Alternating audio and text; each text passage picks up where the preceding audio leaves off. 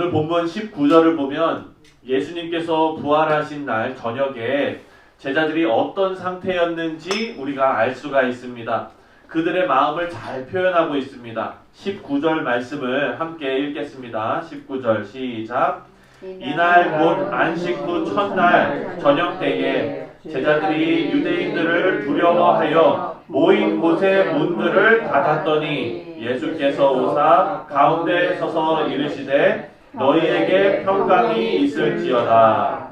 제자들이 예수님께서 돌아가시고 그리고 안식 후 첫날 저녁 때에 한데 모여 있었던 거예요. 그리고 모여 있는데 두렵고 그리고 불안하니까, 여러분 두렵고 불안하면은 뭐부터 잠굽니까? 문부터 잠그죠.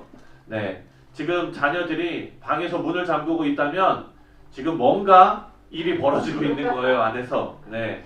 마찬가지입니다. 마음이 불안하고 두렵고 떨고 있으면 문을 잠급니다. 지금 제자들은요, 예수님께서 죽으신 것이 믿겨지지 않고 그 충격이 제자들을 압도하고 있는 그런 상황이었습니다. 그 상황에서 막달라 마리아가 예수님께서 부활하신 것을 전했지요.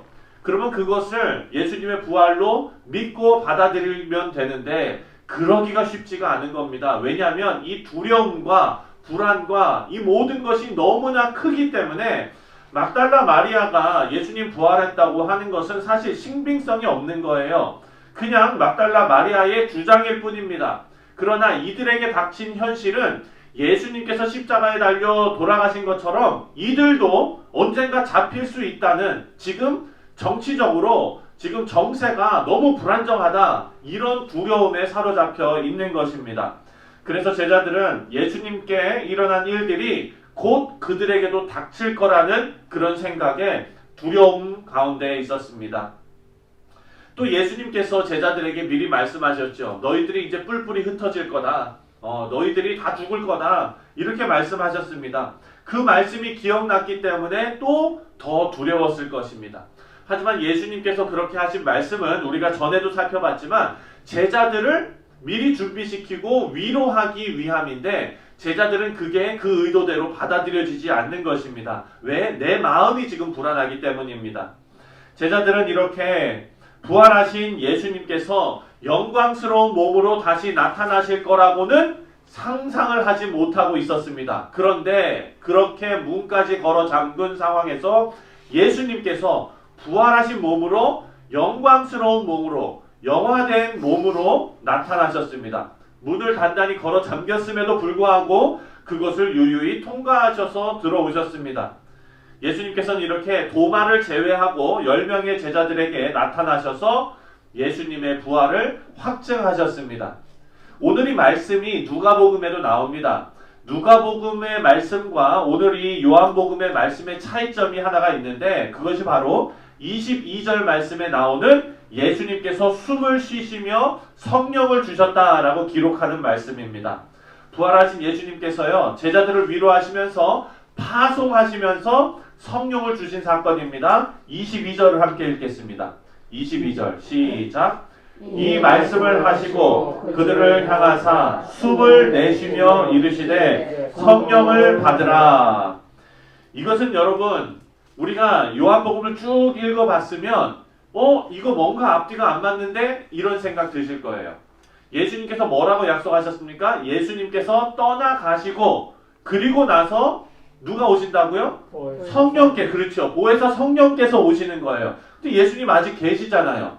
근데 어떻게 성령을 받으라 하시죠?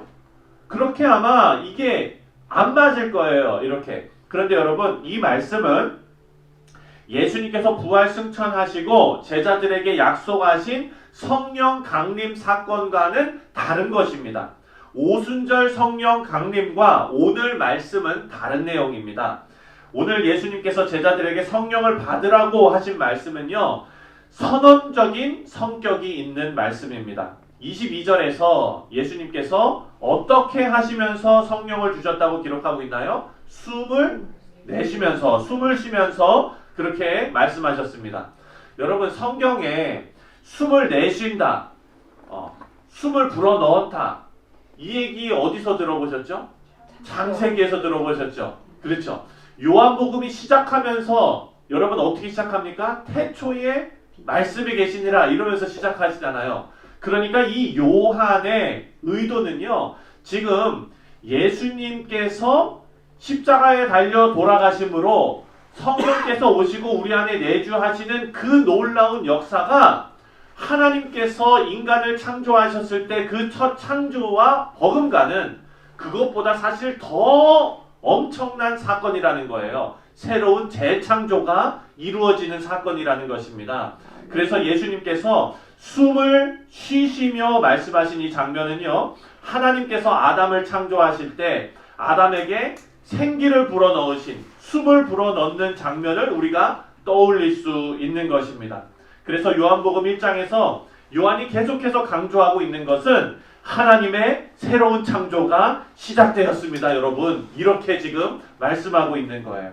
그래서 여러분 다시 말씀드리면 창조자인 말씀으로 오신 하나님 즉 예수 그리스도께서 재창조자로 이 땅에 오셨다라는 것을 지금 요한은 증거하고 있습니다. 예수님께서 숨을 불어내쉬면서 성령을 받으라 말씀하신 것은 예수님의 십자가 사건과 부활의 사건을 통해서 아담을 통해 하셨던 옛날 창조를 능가하는 새로운 창조가 예수님의 부활을 통해서 시작되었다는 의미입니다. 사랑하는 성도님들, 창세기의 창조의 역사를 통해서 아담이 하나님께로부터 사역, 그 사명을 받고 만물을 다스리는 그런 일을 감당했습니다. 이것은요, 하나님께서 아담에게 생기를 불어넣어 주셔서 시작된 일입니다. 오늘 예수님은요, 십자가와 부활로 새롭게 재창조된 이 제자들에게 성령의 생기를 불어넣으십니다. 이것은 오순절에 있을 성령 강림, 그 성령 강림의 예고인 것입니다. 제자들에게 위로하시고 또 제자들을 힘있게 하시는 그런 사건입니다.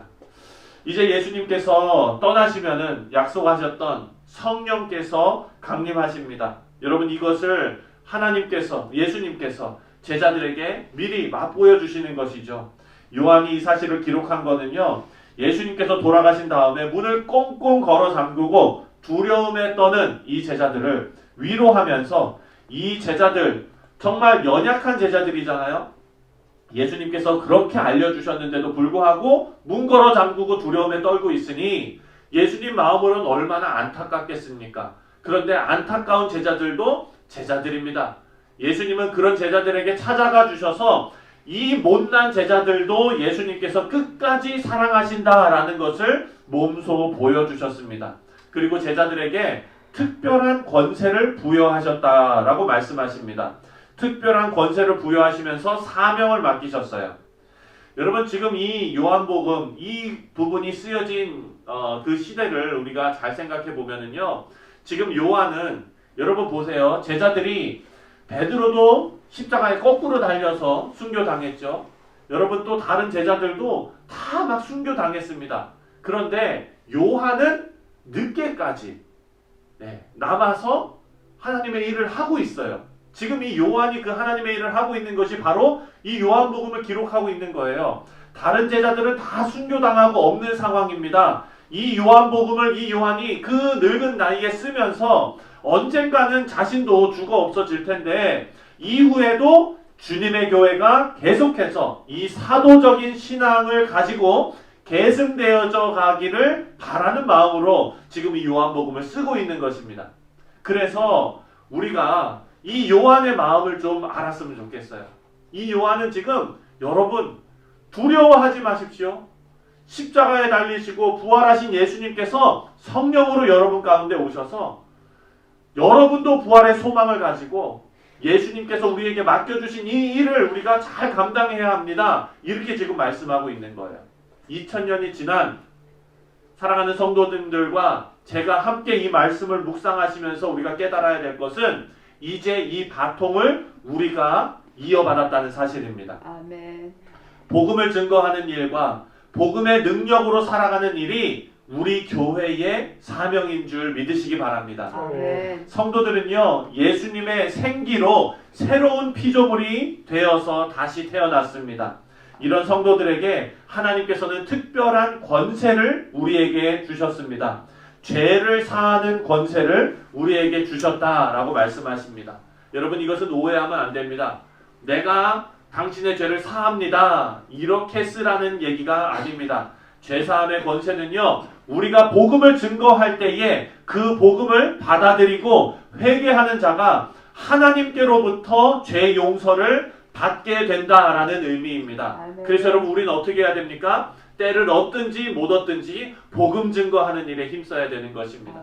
우리가 이 소명을 잘 감당하고 충성을 다하는 것이 하나님 자녀된 우리가 마땅히 해야 될 소명임을 믿습니다. 우리 사랑하는 성도님들, 그 소명을 오늘 하루도 잘 감당하시고 또 여러분의 인생에 그 소명을 잘 감당하셔서 하나님께 잘했다 칭찬받는 우리 모두 되시기를 주님의 이름으로 축원드립니다. 기도합니다.